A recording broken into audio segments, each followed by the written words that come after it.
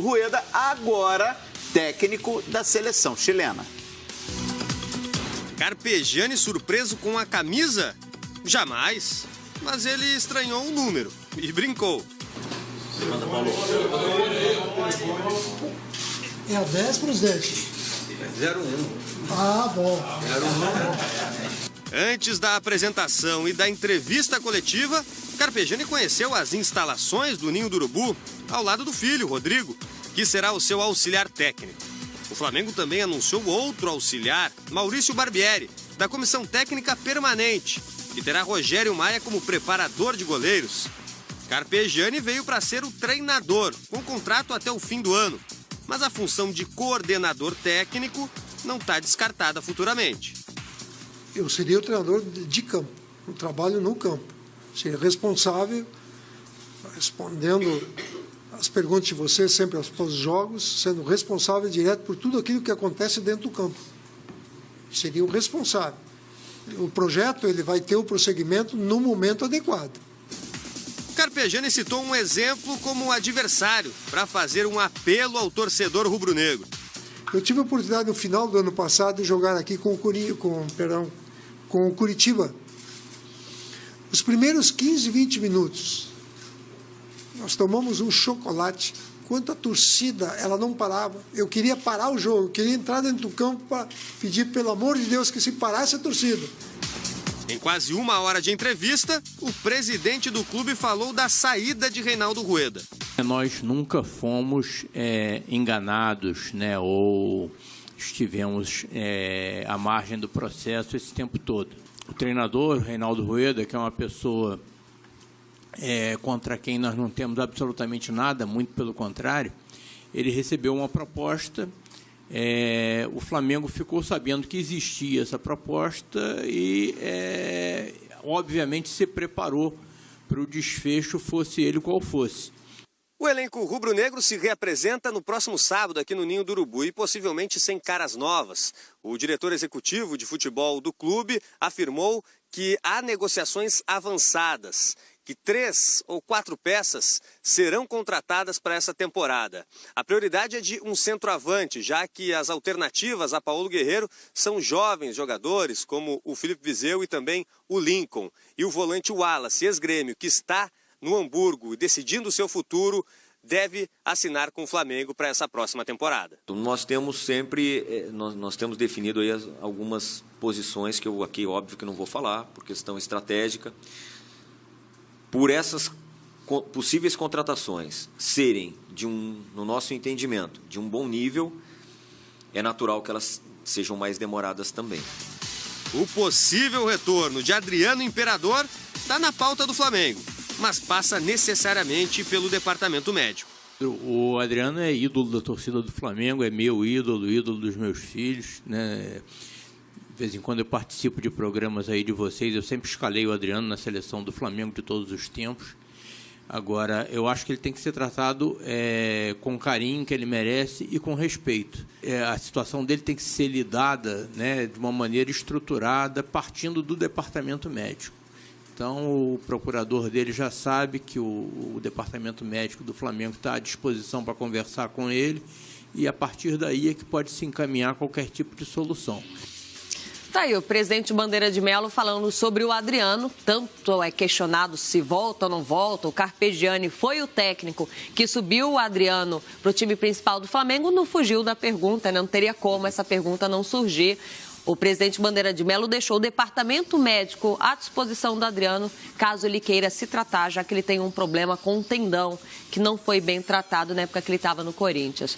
Rodrigo Bueno, o Carpegiani foi apresentado. Eu gostaria da sua primeira impressão da chegada do técnico, da firmeza que ele falou sobre o Flamengo, sobre as vezes que enfrentou o Flamengo no Maracanã, na ilha. O que você achou?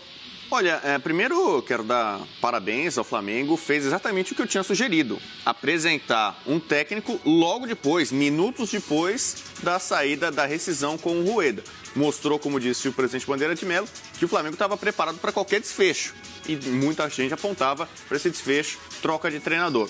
Só que nessa coletiva causou um ruído muito grande a falta de compasso, ou um discurso mais afinado entre o Carpegiani e o presidente.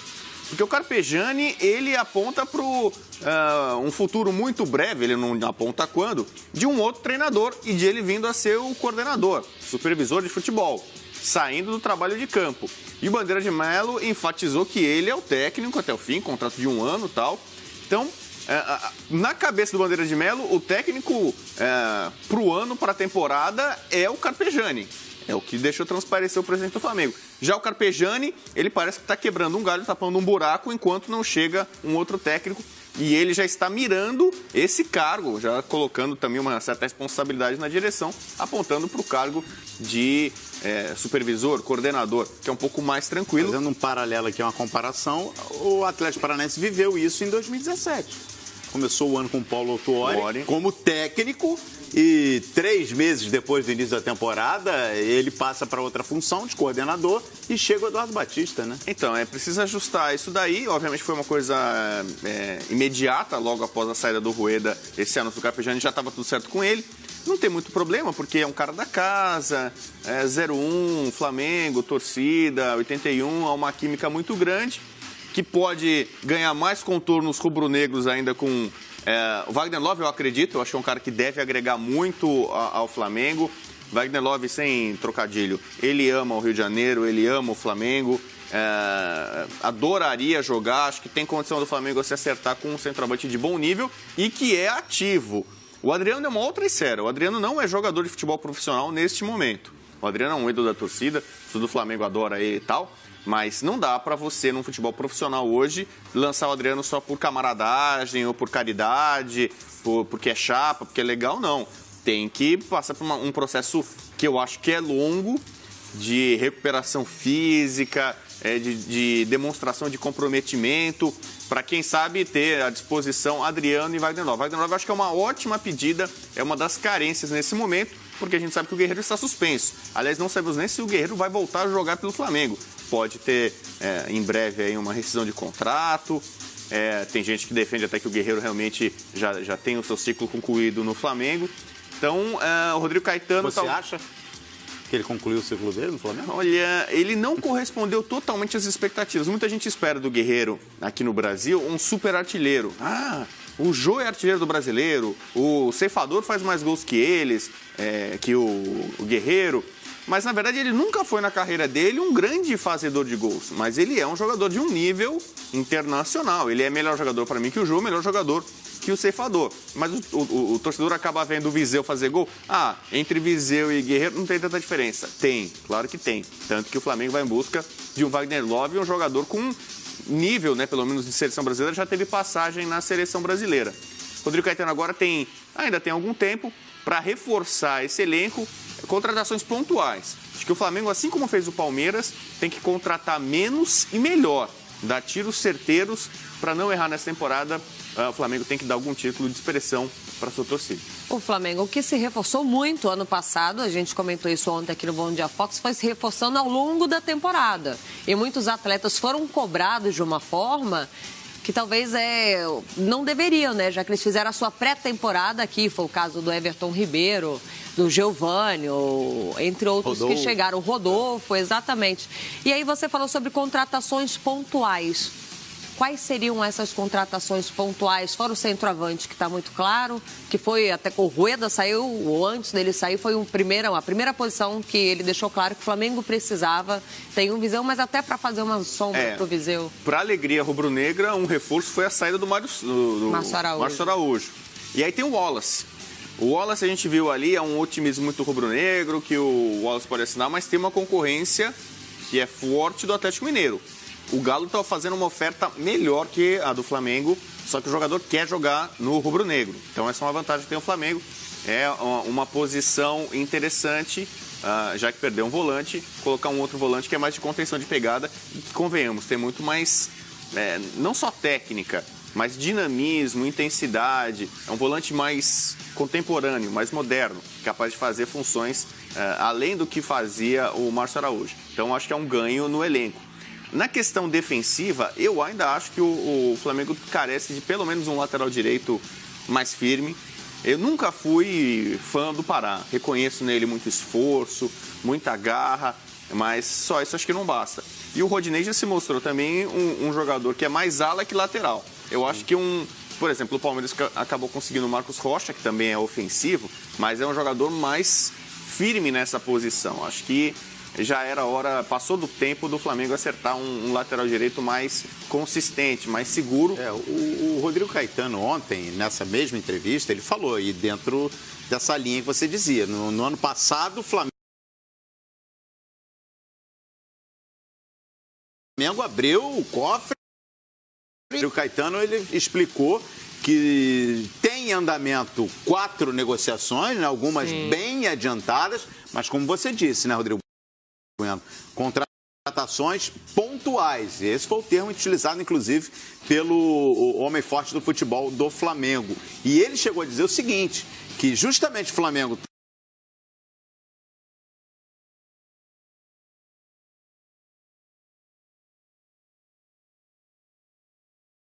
está enxugando, tá menos ativo no mercado nessa temporada, por conta de uma filosofia, de abrir mais espaço para a garotada da base.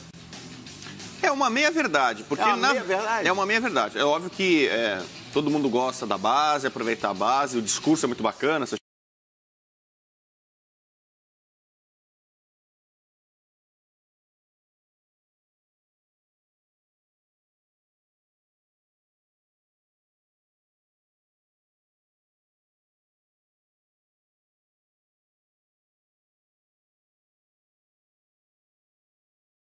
Garotos, só que o pessoal quer resultado, né? Só coisa romântica não dá. Todos os times brasileiros neste ano estão com menos dinheiro em relação ao ano anterior, ou talvez até 2 anos. Por conta dos direitos de TV, boa parte dos times já gastaram o dinheiro que ganharam da televisão, alguns até anteciparam, e alguns estão numa situação de pindaíba, devendo até as calças. Então tem time que não consegue investir nada porque está devendo, não consegue investir. E quem tem um certo poder de investimento tem menos do que no passado. Palmeiras e Flamengo ainda estão numa situação muito favorável para investimentos. Mas já não dá para torrar dinheiro como o ano passado. Então, certamente agora, essas contratações pontuais têm a ver com isso também. Só vou contratar o que realmente eu preciso, não vou gastar. O Rafinha era um sonho para o lateral direita, né? Você falou do Palmeiras, o Palmeiras tentou, o Flamengo também teria.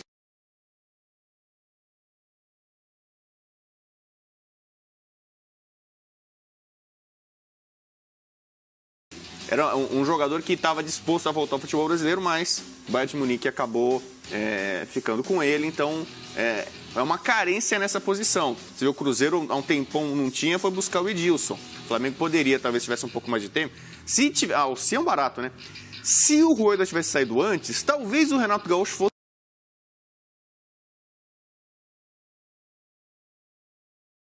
dois que parecem pintar. São 2 bons reforços para o Mengão. Já que você citou o Wagner Love, nós mostramos ali em entrevista coletiva ao Eduardo Bandeira de Mello, deixando o departamento médico do Flamengo à disposição do Adriano, vamos colocar na tela uma foto e você que está em casa participa conosco através da hashtag BomDiaFox4 e me diz o que você acha dessa foto que o Adriano, vulgo Imperador, postou nas redes sociais dele, tá lá no Instagram oficial do Adriano, ele abraçadinho com Wagner Love, tá sequinho, tá magrinho. E aí a legenda, Calheiros, deixa o coração do flamenguista esperançoso, transborda, né? Império do Amor. Foi essa dupla aí que deu o título para o Flamengo, entre tantos outros, né, que estava no elenco, mas marcou muito o Império do Amor em 2009, quando o Flamengo foi campeão brasileiro numa reta final incrível, conturbada, que foi tudo decidido ali no último jogo.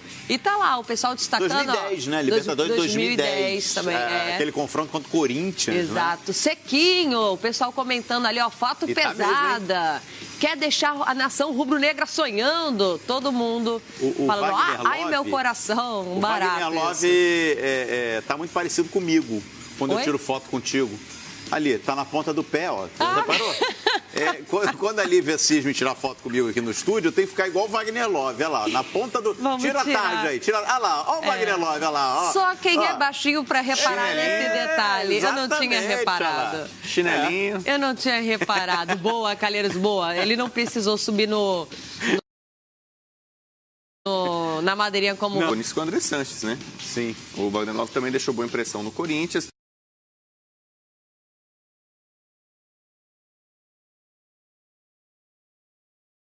Também é uma posição carente, o Corinthians fica nesse, né, muito perto do Dourado, mas o Wagner Love é um jogador de um nível melhor. Então, se o Corinthians pega o Dourado e perde Love para o Flamengo, Então, ele sempre aparece mais assim pra gente, hoje em foto, né? Mas, de fato, chama atenção. Eu nunca vi o Wagner Love, pelo menos assim, tão bem fisicamente como agora. Tá muito bem, realmente. Chama atenção. E tem um detalhe nessa história aí, a gente está brincando aqui, né, do Império do Amor, enfim, a gente está lançando a nossa enquete para qualquer torcedor de qualquer time, se gostaria de ter o Império do Amor no seu time. E no período de férias, o Renato deixou aquela portinha aberta para o Adriano lá no Grêmio, que logo a diretoria fechou, né? Mas eu quero passar aqui uma informação que o Wagner Love, né, é especulado no Flamengo e o Grêmio está de olho também. O Grêmio está de olho na situação do Wagner Love. Não fez nenhuma sondagem, mas tenho notícias, tenho informação de que o Renato gostaria muito, se for possível, contar com esse jogador. Aquela história, o jogador está no mercado, sempre acontece a consulta. Olha, quanto ele estaria disposto a receber ou não, disposto a voltar para o Brasil. Não é? Aí eu te pergunto, então, o torcedor do Grêmio estaria com uma possibilidade, mesmo que distante, assim, em algum momento o Renato Portaluppi sonhou com o Império do Amor? Será? Porque ele deixou uma brechinha ali para Adriano. Deixou um que gostaria, né? Deixou a brecha ali, aí tem essa notícia que ele teria, né, consultado, assim como quem não quer nada, tá no mercado, vamos consultar. Curioso isso daí, Calheiros. O Renato queria o Sassá. Ele chegou a acertar tudo com o Sassá, só que na hora da troca, né, do Edilson, que foi pro Cruzeiro, o presidente Romildo, não, depois o pessoal, o Romildo, depois acho que o PVC negou, mas o Robinho, que também tem poderio, aí não é Império do Amor, mas também é jogador de nível de seleção, também negociou, houve negociação entre Grêmio e Robinho. Não deu certo, pelo menos até agora. Sassá, desde a sua